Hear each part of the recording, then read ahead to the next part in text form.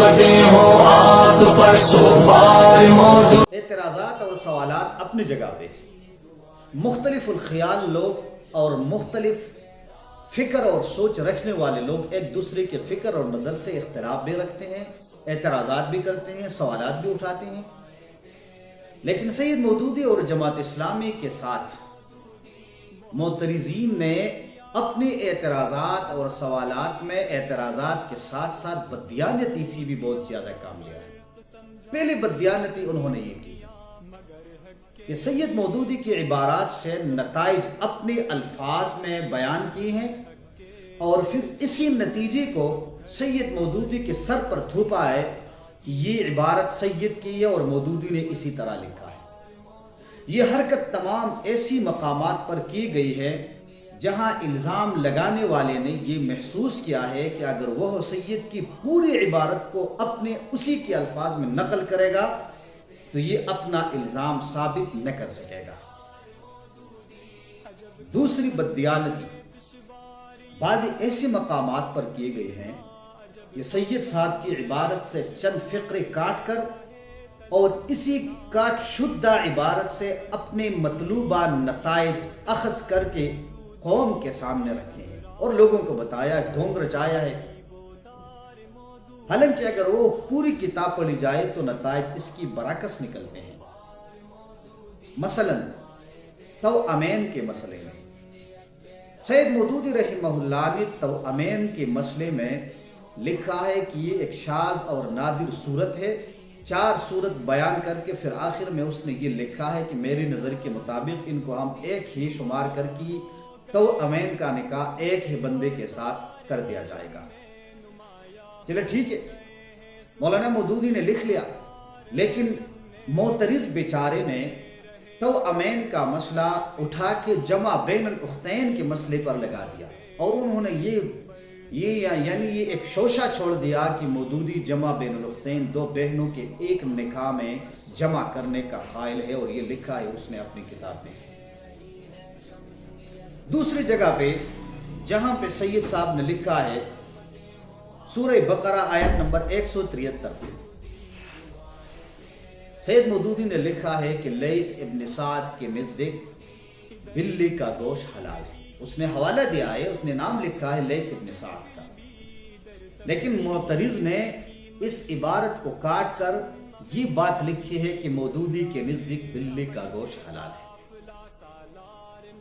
تیسری بددیانتی معترضین نے یہ کی ہے کہ بعض مقامات پر سید کی عبارت تو صحیح نقل کی ہے لیکن سید صاحب کی منشا کی سمجھنے کی کوشش نہیں کی گئی اور بدظنی کے ساتھ سید صاحب کی عبارت نقل کر کے اپنے گمان کے مطابق نتائج اخذ کی ہے اور اسی سے اپنے گمان کے مطابق فیصلہ بات سمجھی ہے. حالانکہ یہ بات بالکل واضح ہے کہ جب ایک عبارت 2 یا زیادہ معنوں کی محتمل ہو تو معتبر صرف وہی معنی ہوگا جو خود مصنف اور رائٹر بیان کرے گا. جب اگر ایک لفظ 2 یا زیادہ معنوں کا محتمل ہو اور پھر معترض اپنی مرضی کے مطابق اس سے معنی نکالے گا تو وہ مصنف کی مقصود کو کس طرح سمجھے گا؟ وہ تہذیب سے عاری زبان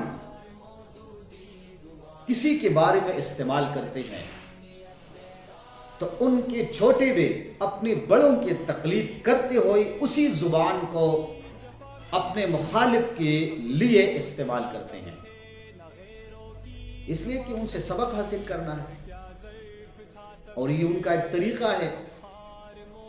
تو جب بڑے ایسے کریں گے تو ہم چھوٹوں سے کیا گلا کریں گے؟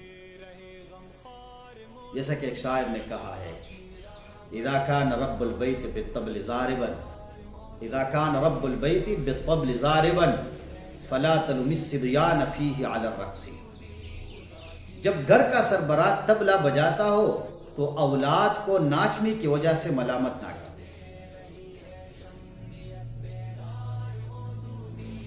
اسی طرح دوسری بددیانتی یہ ہے، ایک اور بددیانتی کہ بغیر تحقیق کی فتویٰ بازی کسی جماعت پہ، کسی تنظیم پہ، کسی کی سربراہ پہ، کسی شیخ پہ، کسی محدث اور کسی مفسر پہ بغیر تحقیق کے فتویٰ لگانا، کسی ایسی جماعت پہ جس سے لاکھوں لوگ وابستہ ہیں، کروڑوں لوگ اس سے متاثر ہیں، ان کے بارے میں بغیر تحقیق کے فتویٰ جاری کرنا یہ بددیانتی کے سوا اور کچھ بھی نہیں ہے۔ اور آج کل لوگ تو اپنے مخالف مذہبی جماعت کے بارے میں اپنا مذہبی کارڈ استعمال کرتے ہیں، اور وہ مذہبی کارڈ کو اپنے ہتھیار کے طور پر استعمال کرتے ہیں۔ یہ ضال اور مضل ہے، اس کے پیچھے نماز ہوتی ہے، اس کے پیچھے نماز نہیں ہوتی، اور پھر وہ طرح طرح کے الفاظ استعمال کرتے ہیں۔ حالانکہ یہی ملا صاحب، یہی مولانا صاحب یہ ممبروں اور سٹیجوں پہ بیٹھ کے رسول اللہ کی احادیث لوگوں کو بیان کرتے ہیں اور فرماتے ہیں کہ سباب المسلم فسوق وقتالہ کفر،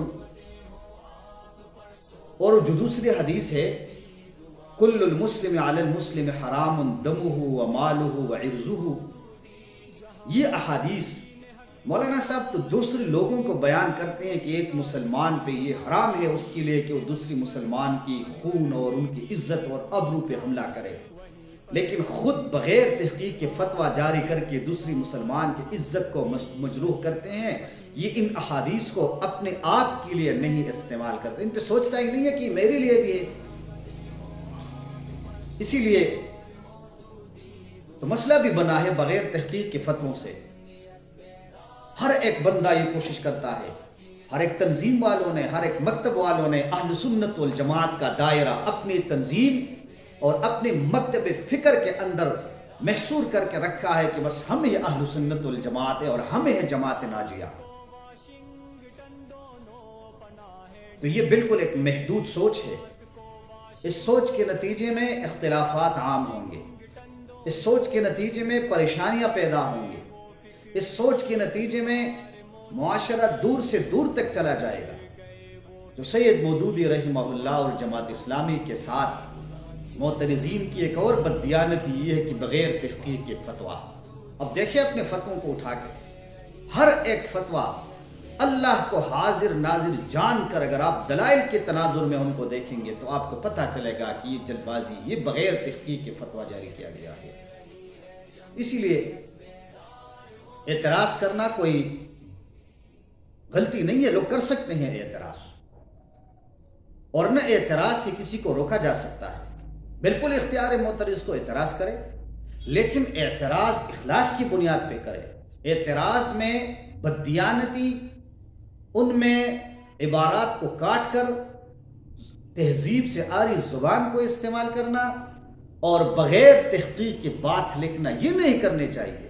اعتراض کو آپ کو حق بالکل کر سکتے ہیں آپ۔ ہم معترضین کے اعتراضات کا ان سے ڈرتے نہیں کہ اعتراض نہ کرے، اعتراض کیا کرے، معاشرہ ہے، اعتراض ہوں گے، ہوتے رہیں گے اعتراض، لیکن اعتراض میں بددیانتی جرم ہے۔ اسی وجہ سے سید مودودی اور جماعت اسلامی کے ساتھ بہت سے زیادتیاں ہوئی ہیں، لیکن ایک زیادتی تنظیم نے کیا ہے جس کو نہیں کرنا چاہیے۔